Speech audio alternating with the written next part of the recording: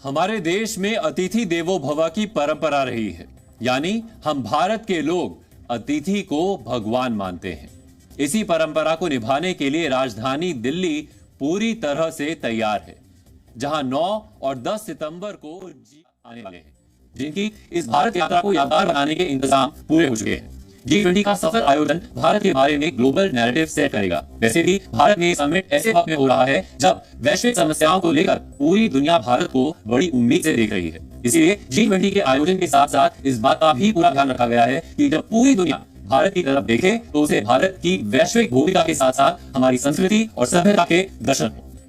इसलिए दिल्ली की सड़कों से जब वैश्विक नेताओं के काफिले गुजरेंगे तो उनको भारत की विकास यात्रा की झलक भी दिखेगी और भारतीय सभ्यता के दर्शन भी होंगे। इसके लिए दिल्ली में 66 प्रमुख सड़कों और हिस्सों को सजाया गया है।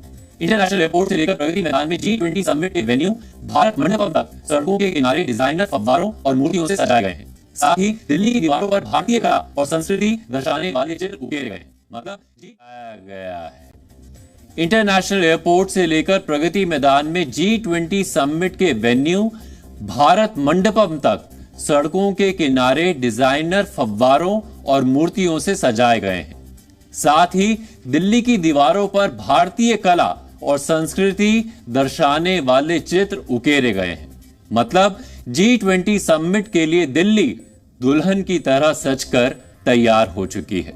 और ये तैयारी ऐसी है कि जो भी विदेशी मेहमान दिल्ली आए वो हम इंडिया वालों की मेहमान नवाजी का फैन होकर वापस अपने देश जाए। लेकिन अगर आप सोच रहे हैं कि काश आप भी G20 के लिए सच संवर कर तैयार हो चुकी दिल्ली को देख पाते, तो हम आपकी इच्छा पूरी कर देते हैं।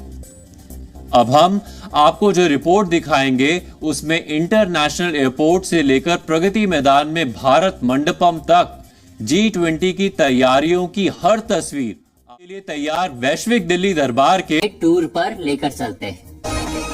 G20 शिखर सम्मेलन के लिए भारत पूरी तरह से तैयार है और इस वक्त हम दिल्ली के अंतर्राष्ट्रीय एयरपोर्ट पर उनके आने का सिलसिला शुरू हो चुका है और यहाँ पर आप देखिए एक बड़े डेलीगेट्स के वेलकम के लिए बड़े बड़े पोस्टर लगाए गए प्रधानमंत्री नरेंद्र मोदी की तस्वीर के साथ में वेलकम G20 डेलीगेट्स। और इसमें उन तमाम देशों के गई है उनके स्वागत में, क्योंकि G20 में 19 देश है और एक यूरोपियन देश है जो इसके सदस्य है और साथ ही 9 देशों को गेस्ट कंट्री के तौर पर भारत ने आमंत्रित किया है।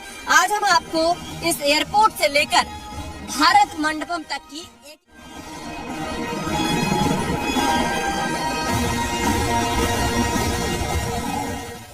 आप यहाँ के प्रमुख चौराहों पर पहुँचेंगे, कुछ इस तरह से G20 भारत के बड़े पोस्टर लगाए गए हैं और भारत की संस्कृति को इन पोस्टर्स में दिखाया गया है ताकि जो मेहमान आए उन्हें भारत की संस्कृति, भारत की विरासत और भारत के इतिहास से रूबरू कराया जा सके।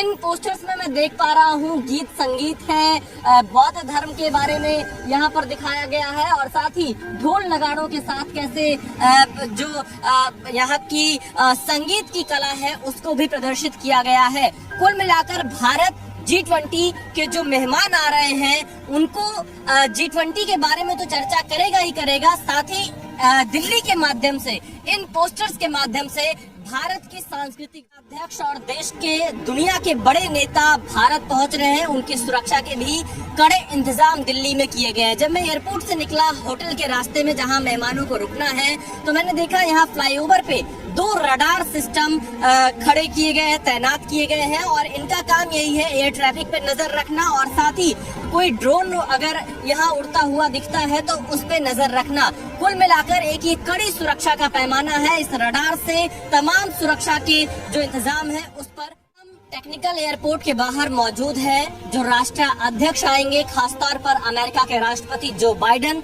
उनको यालन एयरपोर्ट के बाहर निकलेंगे। आप देखिए यहाँ पर G20 के जो सदस्य देश हैं उन देशों के झंडे यहाँ पर लगा दिए गए हैं और साथ ही जो गेस्ट कंट्रीज हैं 9, जिसमें बांग्लादेश शामिल है, नाइजीरिया शामिल है, ओमान है, उनके झंडे भी, संगठन के भी झंडे लगाए गए हैं जो इस G20 शिखर सम्मेलन में हिस्सा लेने के लिए भारत पहुंच रहे हैं। निकलकर जैसे ही आप धौला कुआं पहुंचेंगे, क्योंकि धौला कुआं से ही होटल एनक्लेव के वो रास्ते शुरू होते हैं जहां तमाम राष्ट्राध्यक्ष को रुकना है। धौला कुआं पर आप देखिए क्या शानदार यहाँ पर खूबसूरती है और कैसे पूरी दिल्ली को सजाया गया है। यहाँ तमाम देशों के झंडे लगे हैं, का एक जगह लोगो लगाया गया है और तमाम मूर्तियां बनाई गई हैं। ये पूरा इलाका जहां से धौला कुआं शुरू हो रहा है, एक तरह से यहाँ से राष्ट्राध्यक्षों का विशेष तौर पर स्वागत करते हुए नजर आएंगे। या तमाम जो यहाँ पर तैयारियां की गई है, क्योंकि ये कहीं ना कहीं दिल्ली को सजाने को जो तैयारी थी G20 को लेकर, होटल मार्ग पर आगे बढ़ेंगे। यहीं पर वो तमाम बड़े होटल है जिसमें जो बाइडेन को रुकना है और अन्य राष्ट्राध्यक्षों को रुकना है।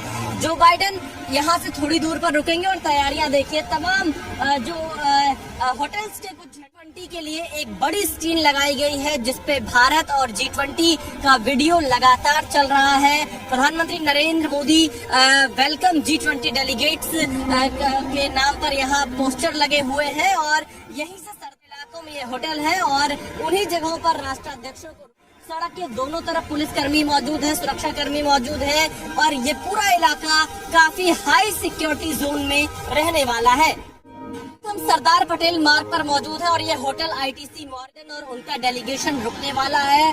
सुरक्षा के कड़े इंतजाम यहाँ पर किए गए और इस होटल के बाहर का जो हिस्सा है उसे खास तौर पर यहाँ सजाया गया है। G20 का लोगो है, भारत 2023 लिखा है, तमाम यहाँ पौधे लगाए गए हैं, फूलों से इस पूरे हिस्से को सजाया गया है और ITC मौर्या के ठीक सामने का जो हिस्सा है यहाँ पर भारत के अलग अलग जो उपलब्धियां रही है, चाहे मेट्रो हो या कोविड वैक्सीन जो अलग अलग देशों को मुहैया कराई गई है और साथ ही जो टूरिज्म है भारत का और वसुधैव कुटुंबकम, डिजिटल पावर, UPI, उनके पोस्टर्स लगाए गए हैं।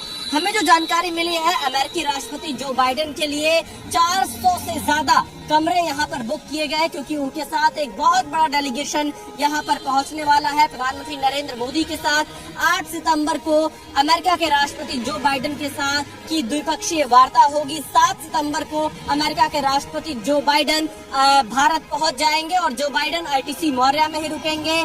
खास व्यवस्था की गई है। इस इंडिया गेट के पास कर्तव्य पथ पर मौजूद हूँ। जो राष्ट्राध्यक्ष आएंगे जब अपने होटल से निकलकर भारत मंडपम के लिए रवाना होंगे तो उनका रूट यही होगा। इंडिया गेट के सर्किल से होते हुए उनका काफिला भारत मंडपम पहुंचेगा।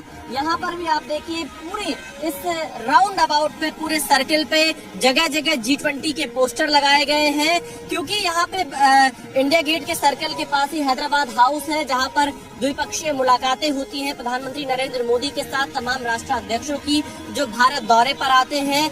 इस पूरे इलाके में भी सुरक्षा व्यवस्था बिल्कुल चाक चौबंद की गई। आप देखिए यहाँ पर अर्धसैनिक बलों के जवान लगातार तैनात हैं दोनों तरफ और G20 के बड़े पोस्टर्स भी कुछ इस तरह के जगह जगह लगाए गए हैं। Welcome to G20।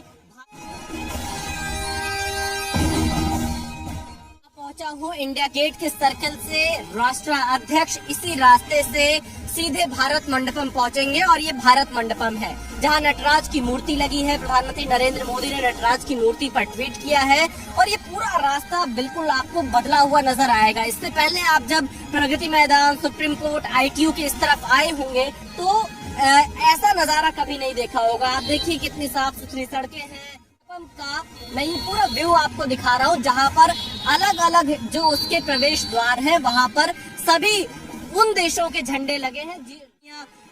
भारत की आवाज को सुनेगा क्योंकि भारत ग्लोबल साउथ की आवाज बना है और प्रधानमंत्री मोदी लगातार अफ्रीकन यूनियन को G20 में शामिल करने का प्रस्ताव दे चुके हैं और अफ्रीकन यूनियन को G20 में शामिल करने को ग्रीन सिग्नल इस G20 शिखर सम्मेलन से मिल सकता है।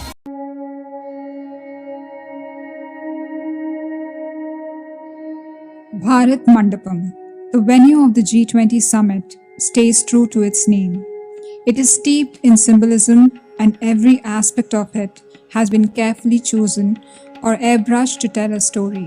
Prime Minister Narendra Modi in July renamed the International Exhibition cum Convention Centre at Delhi's Pragati Maidan as Bharat Mandapam. Like the Parliament building, designed by architect Bimal Patel, the Bharat Mandapam is littered with references. from jalis filled in with fabric from across India to yoga poses and peacocks on the floor. There are miniatures, brass details crafted in Moradabad, Bidri inlay furniture, carpets from Kashmir, and paintings from Tanjore.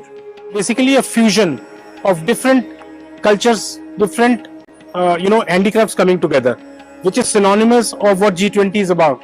Different countries, different cultures coming together and taking one stand in interest of humanity. So that was the concept. The complex took around 4.5 years to renovate, costing rupees 2,700 crore. The Bharat Mandapam is said to have cost rupees 750 crore. One atrium has copper-tinted birds hanging from the ceiling, symbolizing India taking flight. Another attraction is a wall projection of horses, which symbolizes the Ashwamedh. Across the 3 floors are an assortment of meeting rooms. There are 20 meetings on the ground level, some that can seat 200 people each and some 100. On the 3rd floor is a multi-purpose hall where 3,000 people can sit and an auditorium of the same size.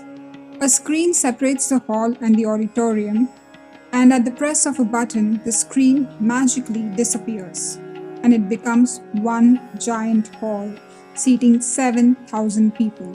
That is much, much larger than the Sydney Opera House.